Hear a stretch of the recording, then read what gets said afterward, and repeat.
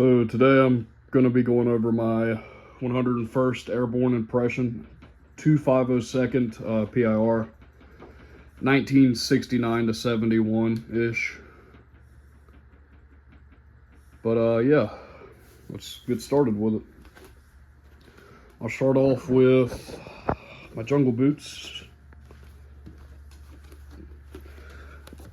They are Vibram soles, the most common jungle boot used in Vietnam. They did use Panama soles despite popular belief, but you don't really see those much.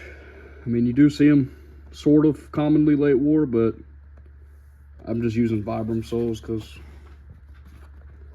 they were a good price, and well, that's what I had. I used to have 3 jungle boots, but I sold them all, so these are what I'm using for right now. These are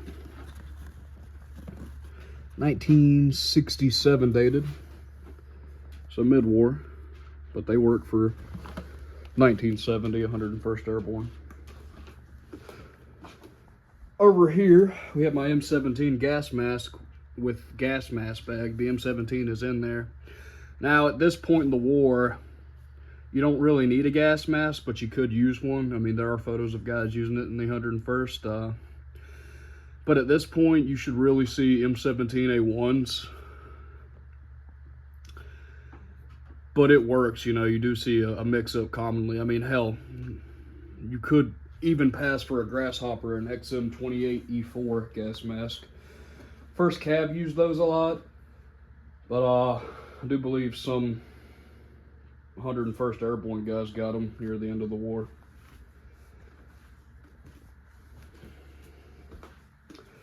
Over here you have your brown dominant Erdl jungle fatigues, full set. Now, most people might be questioning this, but despite popular belief and to photographic evidence, there are 4 or 5 photos that I know of, 3 of them consisting of the 101st Airborne wearing brown dominant Erdls. And I'm not talking about special forces, I'm talking either Pathfinders or regular infantry just using Erdl regularly.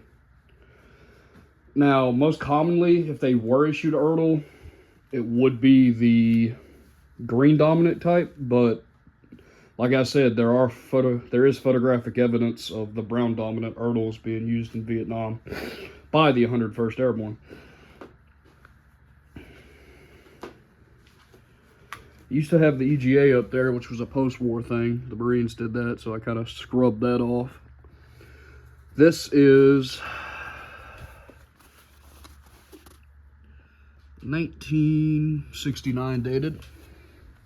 And these pants, if I'm not mistaken, are 1970 dated.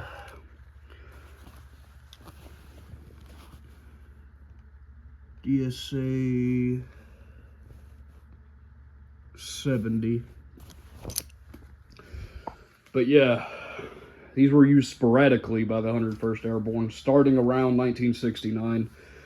Now, Erdl was originally issued to Special Forces, from the time they started using them in the early 60s as the experimental until right around 1968. The Marines were the first standard infantry or regular infantry that got the Erdls in 1968, but the Army did start getting theirs in 1969. I do know that because, like I said, there's tons of photos of Erdl being used by conventional forces. But yeah, for what I'm portraying, it's a little niche. And I do hold up before I go any further. I do have regular jungle fatigues in my rucksack, but I'll get to that in a little bit. Just don't feel like pulling them out. But yes, depending on what regiment and what you're portraying, you can use brown dominant Erdl for regular infantry. It's rare as hell, but it was used, and this is kind of a neat little niche impression that I have going on. Let's see. I do have my boonie cap. It's green dominant Ertl, but it's in that pants pocket. Y'all, I'm pretty sure y'all know what that looks like. Now a little bit of history, or a little bit more history, shall I say. From what I know, the 101st, the first Cav, 5th ID got Ertl like crazy. I'm talking regular infantry here. I'm not talking about none of the special forces. Out of the regular infantry units, 101st, 1st Cav, 5th ID, and maybe 1st ID, but those are the only 4 that I know of, Army units that got Ertl.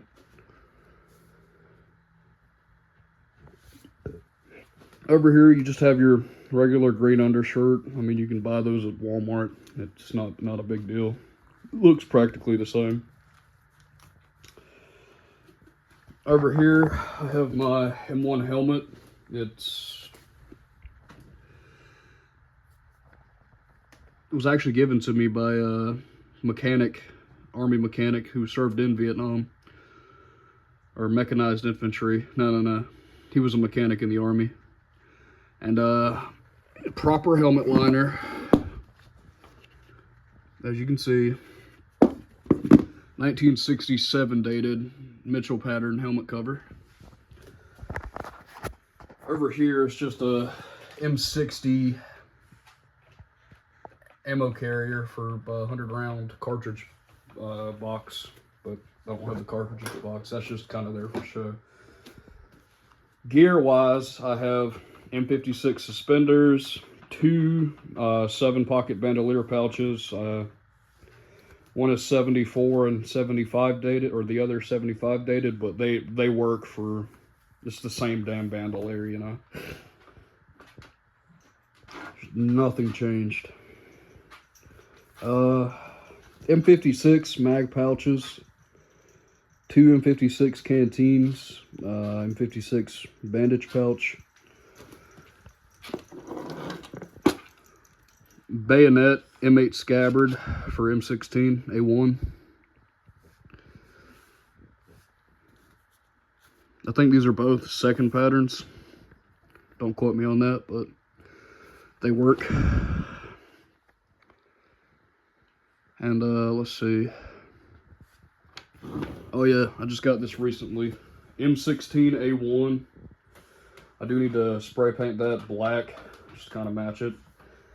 It does have a 30 round magazine.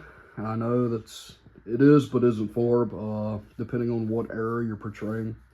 You do see the 30 rounders start to appear around 1970, 1971. But by 1971, you do see a lot of 30 rounders being used.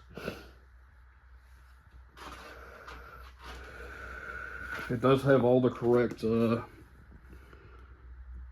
well, most of the correct stuff for the M16 A1. I mean, there's Arab writing, but it's a SEMA, so you can attach your bayonet right there. It's pretty neat.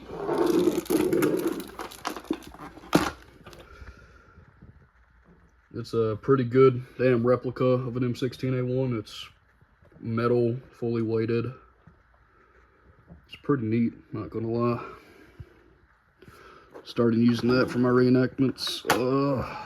Let's see. Now over here is my tropical rucksack. Stand it up so I could kind of show y'all.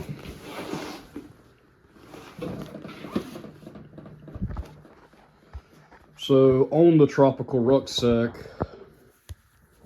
you have your claymore bag, machete, 5-quart canteen,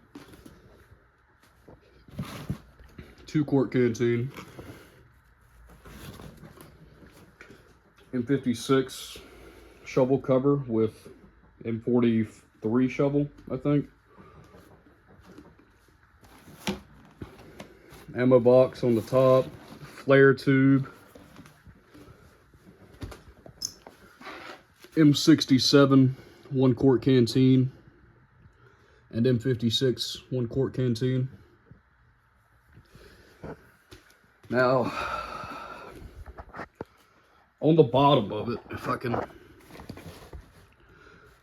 on the bottom here you have your complete set of poncho liner, and pneumatic air mattress. These were used pretty commonly late war. Well, hell, you could even use it for late or early war. But yeah, it's kind of my revised setup for 101st Airborne. Now, my other video had a bunch of shit that I really didn't need to have, like a flak vest. I mean, I still have it, I'm just not showing it for this impression. And I am going to be doing more impressions like 1972 First Cav. But yeah, a little bit of history of the tropical rucksack. Hell. This tropical rucksack, it's dated 1968.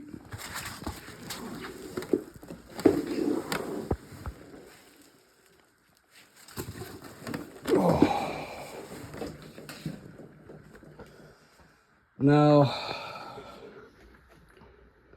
tropical rucksack started being issued experimentally in 1965. Starting around late 1968, early 1969, they were issued to mainly Army units. A bunch of guys in the Airborne did get these. And they used them from 68, 69, all the way up until 72 when they went back to the States. But yeah, there'll be another video where I'll take all this off and go more in depth on the tropical rucksack. I do not have a lightweight frame, but I will get one. And yeah. So yes, this was used in Vietnam.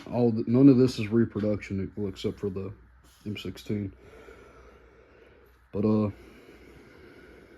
yeah, that's my impression. It's nice and light, and I hope you enjoy.